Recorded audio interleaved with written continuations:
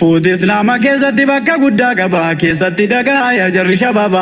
Namni fuudhee gargaarsa rabbii isaa qaba. Qaamni isaa yaanni isaa tumaanidhaa qaba.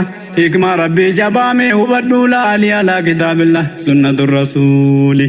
Namni gaalii kattir kannaan isatu wakiili. Amri Islaamaatti harka kenna isatu wakiili. Rabbi boojii amaa taanaan isatu wakiili.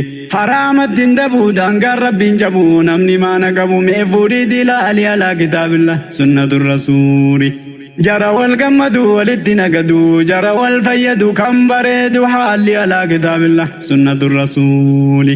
Wanti islaamummaan fuudha fardeessuufi jawwalii haraamarraa qaqqabuufi maaluu bakka qabaa bakkatti gochuufi gamtokke imaanaa ittiin argachuufi haadhummaaf abbummaatti tarkaanfachuufi ilmaan oomishanii diiniidhaan jaaruufi bu'uura mujtamaa islaamaa dhaabuufi hawaasa diigame ittiin ol kaasuufi nuura islaamaatiin mana isaa ibsuufi amrii rabbii irratti wal jajjabeessuufi yaanni kanumaafi keessa dubbii laali alaa kitaabillah sunnatur rasuuli.